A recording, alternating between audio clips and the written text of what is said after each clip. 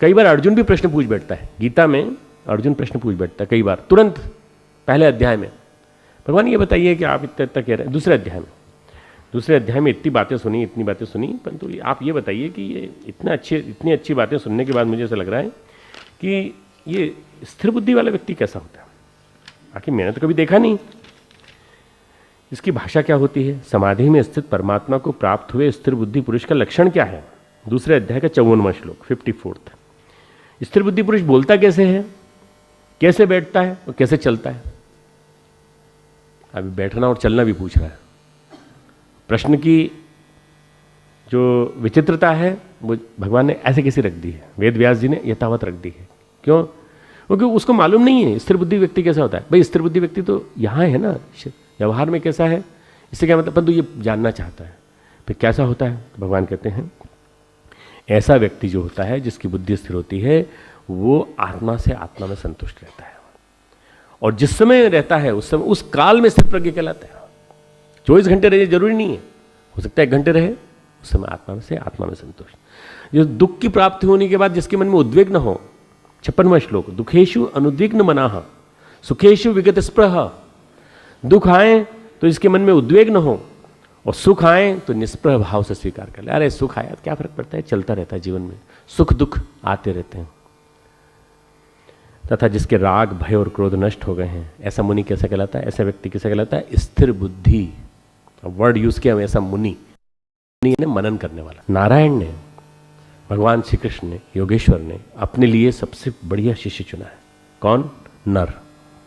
पूर्व जन्म भी साथ रहे नर और नारायण। उनकी स्मृति में पर्वत बने हुए, नर और नारायण पर्वत। यहीं बद्रीनाथ के पास 2 पर्वत है, नर और नारायण पर्वत। और शिष्य भी योग्यतम और गुरु भी श्रेष्ठतम।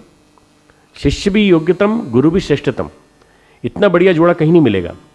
स्वयं परमात्मा गुरु बनकर आया है।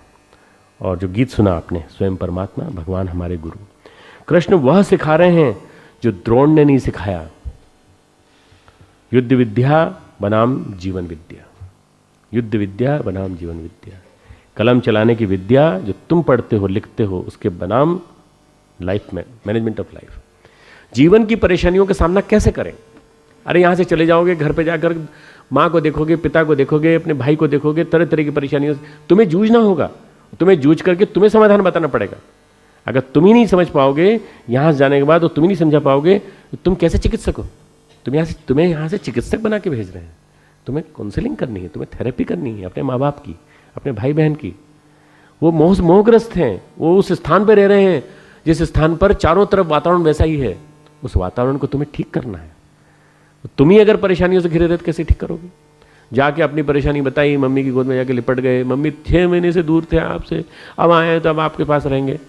मम्मी समझेंगी कि हमारी बिटिया इतने दिन वहाँ रही और वहाँ से पढ़ के आई तो हमें कुछ बताएगी वहाँ के बारे में। चलो ठीक है, एक दिन प्यार कर लिया, तुम 30 दिन उनकी मम्मी की गोद में बैठे रहोगे, पापा के पास ही लाड़ करते रहोगे। फिर तो इसका मतलब ये कि अभी उम्र थोड़ा छोटी सी है, अभी 3 साल की वो होती है, छोटी सी मिट्टू।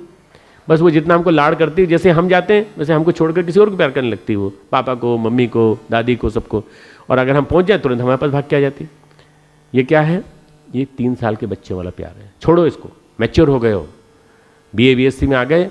अब आने के बाद तुम ये मान के चलो कि अब हमारी मैच्योरिटी का एक पीरियड चालू हो गया है। मैच्योरिटी का मतलब क्या होता है? औरों को ठीक करना, औरों के दिमागों से संदेहों को निकालना, औरों के दिमागों को ठीक करना। खुद अपना दिमाग ठीक करना पहले, फिर औरों का दिमाग ठीक। तुम्हारा दिमाग पागल होगा तो तुम दूसरों कैसे ठीक करोगे? तुम ही बहक जाओगे, तुम ही गड़बड़ा जाओगे तो कैसे काम करेंगे? तो कृष्ण वह सिखा रहे हैं जो द्रोण ने नहीं सिखाया। हमने तुमको यहाँ क्या सिखाया? जीवन विद्या, जीवन जीने की कला। जीवन जीने की कला, आर्ट ऑफ लिविंग एग्जाम नहीं है केवल। गीता एग्जाम नहीं है, ध्यान एग्जाम नहीं है। ये जीवन की परीक्षा में लड़ने के लिए हथियार हैं। जीवन की परीक्षा में लड़ने के लिए दिए गए कवच हैं। ये अनुशासन और शस्त्र हैं जिनके माध्यम से तुम लड़ सकते हो उन सब परिस्थितियों से, और तुम जीत के निकलोगे। और किसी यूनिवर्सिटी के बच्चों को ले लो और इस यूनिवर्सिटी के बच्चों को ले लो, ये बच्चे पहले विजयी होंगे, वो बाद में विजयी। तुम 87 यूनिवर्सिटी में, 80 यूनिवर्सिटी में प्रथम आते हो, पूरे हरिद्वार में रंगोली प्रतियोगिता में प्रथम आए, कौन सी बड़ी बात है? अरे तुम जीवन परीक्षा में प्रथम आके दिखा दो, तो अपने घर जाके दिखा दो कि तुम जीवन की जितनी भी चुनौतियां हैं उनसे लड़ सकते हो। बस सबसे बड़ी परीक्षा ये है। भगवान सिखा रहे हैं कि जो काम अस्त्र नहीं कर सकते, अस्त्र क्या कर रहा है? मन दुर्बल हो जाए तो फिर क्या फायदा। मान लीजिए किसी के हाथ में रिवॉल्वर है और आप उसके ऊपर साइकोलॉजिकल अस्त्र डालिए, क्या डालिए, तुम कुछ नहीं कर सकते मेरा, तो बस कुछ भी नहीं है, तो आप मनोबल नहीं है, तुम कुछ नहीं कर सकते।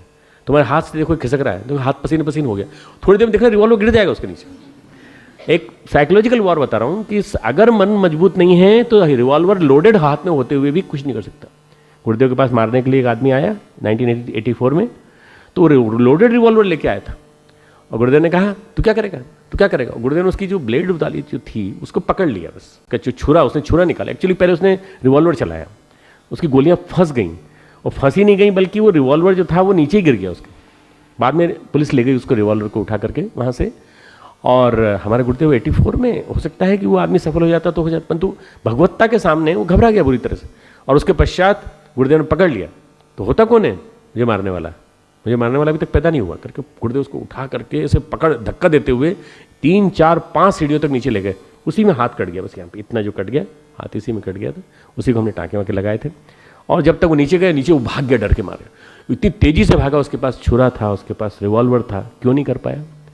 आंखों की तेजस्विता मनस्विता के सामने कोई नहीं टिक सकता। आंखों की जो आंखों से तेजस्विता मनस्विता दिख रही है ना, उसके सामने कोई नहीं टिक सकता। तुम्हारे को भी कभी कोई विपरीतता का सामना करना पड़े, प्रतिकूलता का सामना करना पड़े, तो अपने मनोबल को बनाए रखना। जहां मनोबल डगमगाया वहां सब गड़बड़। मनोबल ही कुंजी है सबसे बड़ी। अर्जुन के पास क्या है, दिव्यास्त्र है। अर्जुन के पास क्या है, गांडीव है। गांडीव इंद्र ने दिया है उसको, पर गांडी हस्तात, वो कहते हैं संस्कृते हस्तात संस्कृते गांडीवम।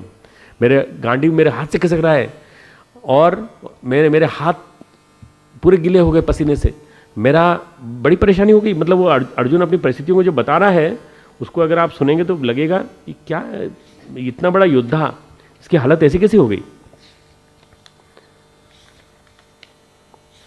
भगवान अपना उपदेश देते हैं उसके पहले वो बोलता है कि रणभूमि में शोक से उद्विग्न मन वाले, संजय बोलते हैं, रणभूमि में शोक से उद्विग्न मन वाले अर्जुन, ऐसा कहकर बाण सहित धनुष को त्याग करके, बाण सहित धनुष को त्याग करके, मतलब अपने हथियार भी छोड़ दिए, हथियार के साथ साथ हथियार चलाने वाला जो मूल अस्त्र था धनुष, उसको भी छोड़ दिया।